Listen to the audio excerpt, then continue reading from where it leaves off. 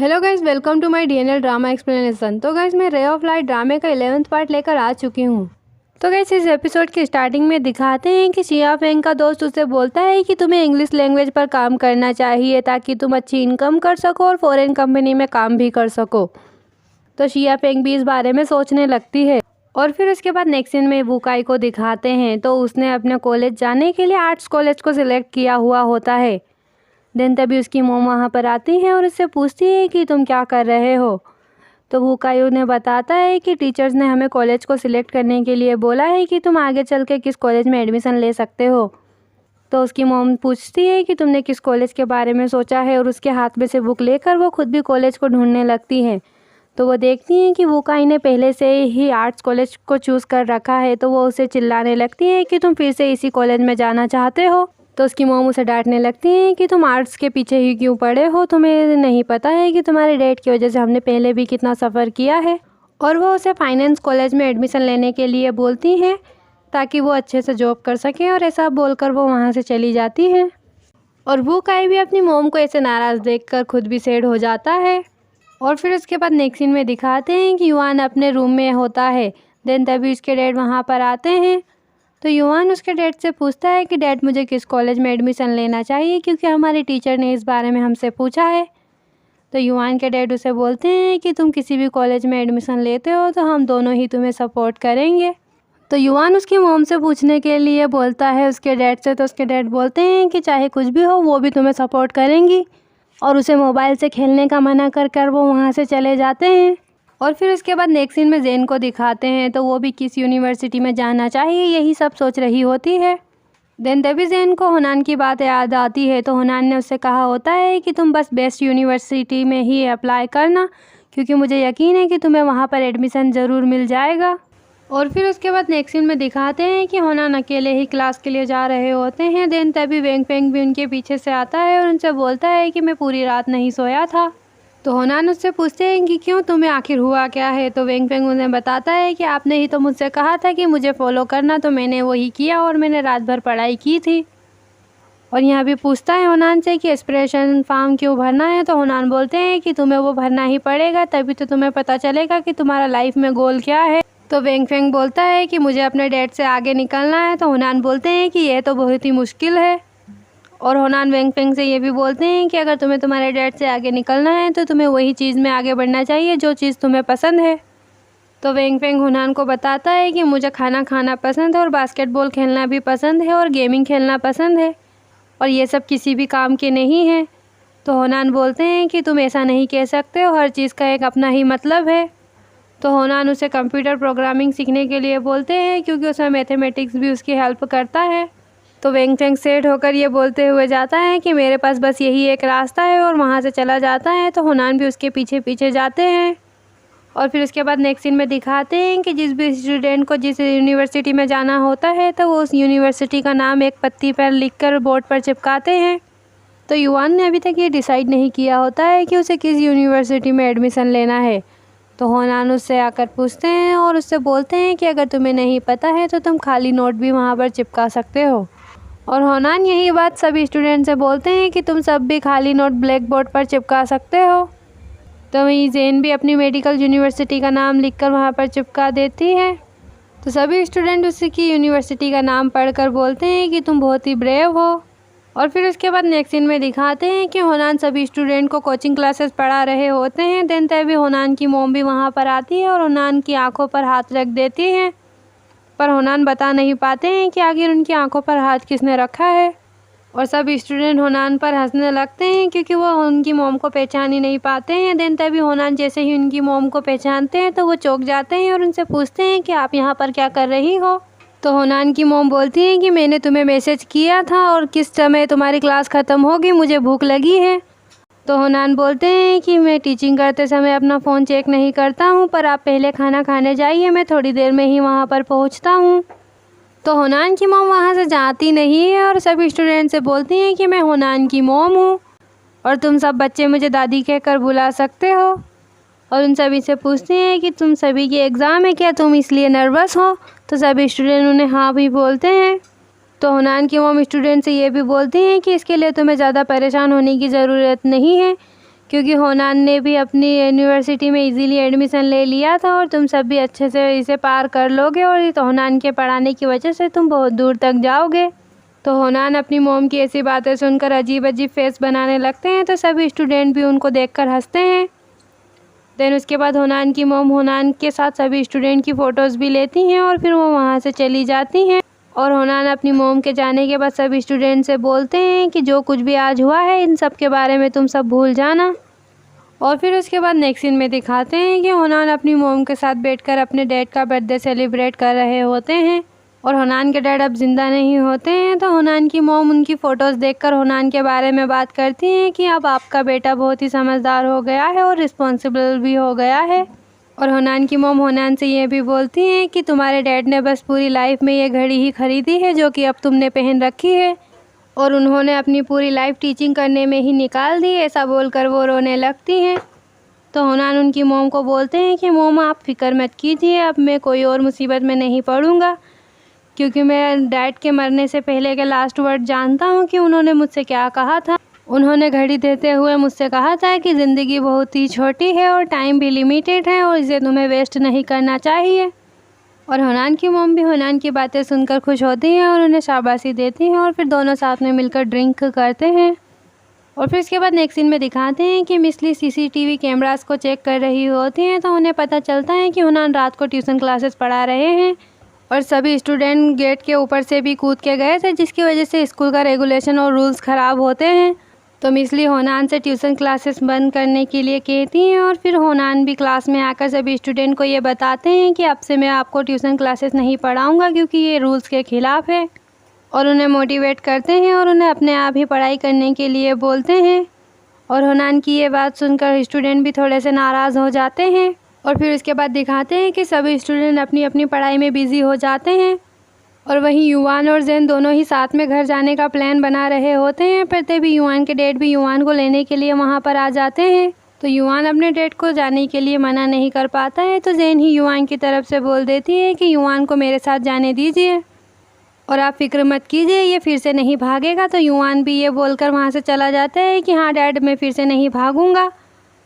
तो ज़ेन भी युवान के पीछे जाते हुए उसके डैड से बोलते हुए जाती है, आप टेंशन मत लीजिए, मैं उस पर नज़र रखूँगी। और वो वहाँ से चले जाते हैं। और फिर उसके बाद दिखाते हैं कि युवान और ज़ेन दोनों ही सनसेट देख रहे होते हैं। देन तभी युवान ज़ेन से उसके भाई की साइकिल की वजह से जो कुछ भी उसने उसे बोला होता है उसके लिए माफ़ी मांगता है। तो ज़ेन भी उसे बोलती है कि कोई बात नहीं, पर तुम अब फिर से मत भाग जाना। तो युवान ज़ेन से बोलता है कि तुम मुझ पर अभी भी भरोसा नहीं करती हो और अब मैं कभी भी नहीं भागूंगा और तुम सबको परेशान भी नहीं करूंगा। देन उसके बाद ज़ेन युवान से पूछती है कि क्या तुमने तुम्हारा होमवर्क कर लिया है, और यहाँ भी बोलती है कि क्या हम मिंग के वहाँ पर चले होमवर्क करने के लिए। तो युवान बोलता है कि तुम मेरी वजह से अपना टाइम वेस्ट मत करो। तो ज़ेन बोलती है कि तुम्हारी वजह से मैं नहीं कर रही हूँ, मुझे खुद भी अपना होमवर्क करना है, और फिर उसे चलने के लिए बोलती है। और फिर वो दोनों साथ में मिंग के यहाँ पर बैठकर अपना होमवर्क कर रहे होते हैं, पर तभी युवान को भूख लगने लगती है। तो ज़ेन भी उसके साथ फिर खाना खाने के लिए जाती है। तो ज़ेन युवान को अपने ही रेस्टोरेंट पर लेकर आती है, पर उसकी मॉम वहाँ पर नहीं होती है। तो ज़ेन और युवान खुद ही मिलकर डम्पलिंग बनाते हैं और डम्पलिंग बनाते हुए दोनों एक दूसरे के साथ मस्ती करने लगते हैं और एक दूसरे के ऊपर आटा भी फेंकते हैं। और डम्पलिंग खाते हुए युवान को होनान की भी याद आती है। तो ज़ेन और युवान दोनों ही होनान के लिए भी डम्पलिंग लेकर जाते हैं। तो ज़ेन और युवान डोरबेल को बजाकर वहीं डम्पलिंग रख कर छुप जाते हैं। देन होनान जब बाहर आते हैं तो उन्हें कोई भी नहीं दिखाई देता है। तो होनान डम्पलिंग लेकर अंदर चले जाते हैं और फिर थोड़ी देर में फिर से अचानक से झांकते हैं, तो उन्हें ज़ेन और युवान दिखाई देते हैं। तो वो उन पर हंसते हैं और ज़ेन और युवान भी होनान को ऐसे देखकर डर जाते हैं। और फिर उसके बाद नेक्स्ट सीन में दिखाते हैं कि शिया फेंग वॉमिटिंग कर रही होती है और ज़ेन भी वहीं खड़ी होती है। तो शिया फेंग को वॉमिट करते हुए सुनती है। देन शिया फेंग जब बाहर आती है तो ज़ेन उससे पूछती है कि तुम्हें क्या हुआ है, क्या तुम ठीक हो। तो शिया फेंग उसे कुछ भी नहीं बोलकर वहाँ से चली जाती है। और फिर उसके बाद नेक्स्ट सीन में दिखाते हैं कि शिया फेंग डॉक्टर के पास जाती है। तो डॉक्टर उसे 3 टाइम खाना खाने के लिए बोलते हैं और उससे ये भी पूछते हैं कि क्या तुम अपने शरीर में अभी कोई भी चेंजेस फील कर रही हो।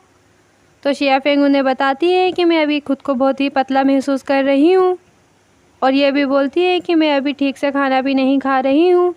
तो डॉक्टर उससे पूछते हैं कि क्या तुम अभी डाइट पर हो जो तुम वेट लॉस कर रही हो। तो शिया फेंग अपना वेट लॉस किसी कॉलेज के लड़के के लिए कर रही होती है। तो डॉक्टर उसे बोलते हैं कि तुम घर जाओ और ठीक से खाना खाओ, ये तुम्हारी वेट लॉस करने की एज नहीं है। और फिर उसके बाद नेक्स्ट सीन में दिखाते हैं कि शिया फेंग की मॉम किसी पार्टी में जा रही होती है और उनके जाते ही शिया फेंग भी तैयार होकर उस लड़के के पास जाती है जिसे इम्प्रेस करने के लिए वो वेट लॉस कर रही होती है।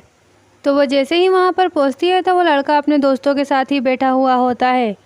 तो शिया फेंग उससे लेट होने के लिए माफ़ी मांगती है। तो वो लड़का उसे बोलता है कि तुम मुझसे नहीं मेरे दोस्तों से माफ़ी मांगो। और फिर उसके बाद वो वहीं पर बैठ जाती है। तो सभी दोस्त उससे लड़के से पूछते हैं कि ये तुम्हारी कौन है। तो वो लड़का उसे बताता है कि ये मेरी जूनियर है। तो वो सब शिया फेंग से पूछते हैं कि तुम कौन सी क्लास में हो। तो शिया फेंग उन्हें बताती है कि मैं 12th क्लास में हूँ। और ऐसे ही बात करते हुए वो एक साथ ड्रिंक करते हैं। और फिर उसके बाद दिखाते हैं कि शिया फेंग को शियाओ हुई यानी कि वही लड़का जिसके लिए वो वेट लॉस कर रही होती है, तो वो उसे एक ड्रेस देता है जो कि बहुत ही पतली होती है। और शिया फेंग उसे बोलती है कि ये तो बहुत ही अच्छी है पर ये बहुत पतली है, मैं इसे कैसे पहन सकती हूँ। शियाओ हुई उसे वापस लेने लगता है। तो शिया फेंग उसे सेट देखकर ले लेती है और बोलती है कि मैं इसके लिए अपना वेट लॉस कर लूँगी, क्योंकि शियाओ ने उसे पार्टी में भी इन्वाइट किया होता है। और गाइस उस लड़के का नाम शियाओ हुई है पर फिर भी मैं उसे शियाओ ही कहकर बुलाऊंगी। और फिर उसके बाद नेक्स्ट सीन में दिखाते हैं कि शिया फेंग ठीक से खाना भी नहीं खाती है वेट लॉस करने के लिए, ताकि वो ड्रेस उसे ठीक से फिट आ जाए। और स्कूल में भी वो खाना ठीक से नहीं खाती है और खाने को फेंक देती है। तो होनान उसे खाना फेंकते हुए देख लेते हैं। तो होनान शिया फेंग से बोलते हैं कि तुम इस खाने को इस तरह से वेस्ट क्यों कर रही हो। और बोलते हैं कि क्या तुम जानती हो कि इस दुनिया में कितने ही बच्चे ऐसे हैं जो भूखे हैं, और जो खाना तुम वेस्ट कर रही हो वो उन बच्चों की जान भी बचा सकता है। तो शिया फेंग बोलती है मैं बीमार हूँ। तो होनान बोलते हैं कि तुम्हें उतना ही खाना लेना चाहिए जितना तुम खा सकती हो, और अगर तुम बीमार हो तो क्या मैं तुम्हें अस्पताल ले जाऊँ। तो शिया फेंग उन्हें मना कर देती है और फिर वहाँ से चली जाती है। और फिर उसके बाद नेक्स्ट सीन में दिखाते हैं कि शिया फेंग क्लास में बैठकर मेकअप कर रही होती है। तो मिसली आकर उसे डांटती है और उससे उसके स्कोर के बारे में भी बात करती है और उसे उसके फ्यूचर के लिए भी डांटती है। देन उसके बाद मिसली होनान के पास जाती है और होनान को भी इस बारे में बताती है। तो होनान भी बोलते हैं कि हाँ मुझे भी ऐसा डाउट हो रहा है, मुझे लगता है कि वो डाइट कर रही है। तो मिसली बोलती है कि ये एग्ज़ाम का लास्ट टाइम है और वो इस समय भी उनको ये सब सूझ रहा है और वो अभी भी डाइट कर रही है। तो मिसली होनान से ये भी बोलती है कि तुमने तो कहा था कि तुम अपने स्टूडेंट को टॉप 3 में लेकर आओगे, क्या तुम अपना प्रॉमिस भूल गए हो। तो होनान भी इस बारे में सोचने लगते हैं। और फिर उसके बाद नेक्स्ट सीन में दिखाते हैं कि मिसली जेन को भी डांटती है क्योंकि उसके इंग्लिश में स्कोर कम आए हुए होते हैं। तो उसे वो डांट कर वहाँ से चली जाती है, जिसकी वजह से जेन को भी गुस्सा आ जाता है और वो बाहर आकर खड़ी हो जाती है। और युआन भी उसको समझाने के लिए उसके पास आता है कि तुम खुद पर इतना दबाव नहीं डाल सकती हो। तो जेन अचानक से ज़ोर से चिल्लाती है तो युआन भी उसकी नकल करके धीरे से चिल्लाने लगता है। तो जेन उसकी तरफ देखती है तो युआन बोलता है कि मैं खुद भी स्ट्रेस में हूँ। और युआन जेन से ये भी बोलता है कि तुम मेरे साथ चलो, मैं तुम्हारी असली जगह दिखाता हूँ। और फिर उसके बाद युआन जेन को भगाते हुए उसके डैड के ऑफिस में लेकर जाता है जहाँ पर वो डॉक्टर होते हैं। तो जेन युआन से पूछती है कि ये किसका ऑफिस है। तो युआन जेन को बताता है कि ये मेरे डैड का ऑफिस है और उसके डैड का कोट उसे पहनने के लिए देता है। और वो खुद भी एक कोट पहनता है और फिर दोनों की दोनों साथ में मजाक करते हुए डॉक्टरों की तरह बात करते हुए जाने लगते हैं। और ऐसे बात करते हुए वो स्टाफ रूम में पहुंच जाते हैं। तो वहीं युआन उसके डैड को देख लेता है। तो युआन उसके डैड को देखकर वहां से भागने लगता है और साथ में जेन को भी लेकर भागने लगता है। और फिर उसके बाद वो ऑफिस में पहुंच जाते हैं और वहीं युआन जेन की फ़ोटोज़ भी लेने लगता है और जेन भी युआन की फ़ोटोज़ लेती है। और फिर उसके बाद नेक्स्ट सीन में दिखाते हैं कि रेन जेन जब घर पर पहुँचती है तो वहाँ पर एक आदमी खड़ा होता है। तो वो वही आदमी होता है जिसने रेन जेन के रेस्टोरेंट को तोड़ा था। तो वो जेन से फिर से उसके डैड के बारे में पूछता है। तो जेन बोलती है कि मुझे नहीं पता है, पर फिर भी वो बार बार पूछने लगता है। तो जेन उसे बार बार ही मना करती है। तो वो जेन को धमकी देता है कि अगर मैं तुम्हारे डैड को नहीं ढूंढ पाया तो इसके लिए तुम सभी को पे करना पड़ेगा। तो जेन उससे बोलती है कि अगली बार जब तुमने मेरा रेस्टोरेंट तोड़ा था तब मैंने कुछ भी नहीं कहा था, पर इस बार मैं तुम्हें वार्निंग दे रही हूँ, अगर तुम यहाँ से नहीं गए हो तो मैं पुलिस को बुला लूँगी। और ऐसा बोलकर वो वहाँ से चली जाती है। तो उस आदमी को भी जेन की बात सुनकर बुरा लगता है। तो वो जेन की साइकिल को गिराकर वहाँ से चला जाता है। और फिर उसके बाद दिखाते हैं नेक्स्ट सीन में कि युआन ने जेन की जो फ़ोटो खींची होती है तो वो जेन को सेंड करता है और उसे अपने सपने पूरे करने के लिए मोटिवेट करता है और बोलता है कि हुआकिंग यूनिवर्सिटी तुम्हारा वेट कर रही है। तो जेन को भी युआन की बात सुनकर अच्छा लगता है और फिर वो दोनों एक दूसरे को गुड नाइट कर देते हैं। देन उसके बाद जेन अपनी पढ़ाई करने लगती है और फिर उसके बाद शिया फेंग को दिखाते हैं तो शियाओ उसे पार्टी में आने के लिए मना कर देता है और बोलता है कि मैं बहुत ही बिजी हूँ इसलिए हम साथ में नहीं आ सकते हैं और जब मैं फ्री हो जाऊँगा तब हम बात करेंगे। और ऐसा बोलकर वो फ़ोन कट कर देता है। और फिर इसके बाद नेक्स्ट सीन में दिखाते हैं कि शिया फेंग खुद से ही अपने आप को उल्टी करवाती है। तो मिस जेई ये सुन लेती है तो उन्हें लगता है कि शिया फेंग बीमार है तो वो उसे अपने साथ ले जाती हैं और फिर उसके बाद वो उसे गर्म पानी ला कर देती हैं और उससे पूछती हैं कि क्या हम बात कर सकते हैं। और उससे बोलती हैं कि मैं नहीं जानती हूँ कि तुम्हें क्या हुआ है, पर अगर तुम मुझे बताओगी तो मैं तुम्हारी हेल्प कर सकती हूँ। और होनान और मुझे तुम्हारी फ़िक्र है, इसीलिए होनान भी तुम्हारे लिए कब से बाहर वेट कर रहे हैं। और अगर तुम मुझे अपनी परेशानी बताती हो तो मैं इसे अपने तक ही रखूँगी और किसी को भी शेयर नहीं करूँगी। तो शिया फेंग बोलती है कि मुझे लगता है कि मैं बहुत ज़्यादा मोटी हो रही हूँ और बहुत ही बदसूरत दिखने लगी हूँ। तो मिस जेई बोलती है कि तुम इसीलिए वेट लॉस कर रही हो और अपने आप को वॉमिटिंग करने के लिए मजबूर कर रही हो। और ऐसा भी बोलती है कि तुम अभी बढ़ती हुई एज में हो, इसीलिए तुम्हें वेट लॉस करने की कोई ज़रूरत नहीं है और तुम मोटी भी नहीं लग रही हो और तुम बहुत ही सुंदर हो। तो शिया फेंग बोलती है कि हाँ, पर कोई है जो इस तरह से नहीं सोचता है। तो मिस जेई उसकी बात सुनकर उससे पूछती है कि क्या तुम्हारी ज़िंदगी में कोई इम्पोर्टेंट पर्सन है। तो शिया फेंग उन्हें कोई जवाब नहीं देती है। तो मिस जेई उसे अपने बारे में भी बताती है कि जब मैं भी तुम्हारी एज में थी तो मैंने भी एक लड़के को इम्प्रेस करने के लिए ये सब किया था।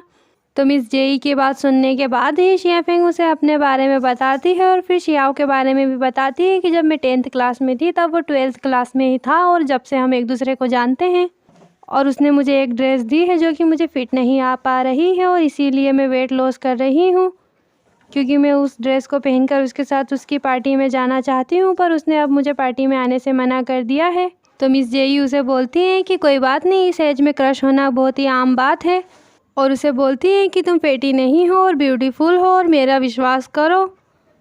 और ये सब बोलकर वो उसे समझाती हैं। देन उसके बाद मिस जेई उसे होनान के पास लेकर जाती है और फिर शिया फेंग भी वहाँ से चली जाती है। तो होनान मिस जेई से शिया फेंग के बारे में पूछते हैं कि आखिर वो ऐसा क्यों कर रही है।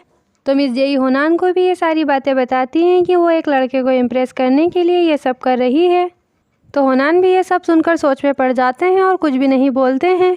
और फिर उसके बाद नेक्स्ट सीन में दिखाते हैं कि शिया फेंग शियाओ को बिना बताए ही उसकी पार्टी में पहुंच जाती है। तो शियाओ उसे देखकर चौंक जाता है और शिया फेंग भी उस लड़की को देखकर चौंक जाती है जो कि शियाओ के साथ आई हुई होती है और उसने भी वही ड्रेस पहनी होती है जो कि शिया फेंग को उसने दी होती है। तो शिया फेंग उस लड़की को देखकर शियाओ से पूछती है कि ये लड़की कौन है। तो वो लड़की उसे बताती है कि मैं शियाओ की गर्लफ्रेंड हूँ।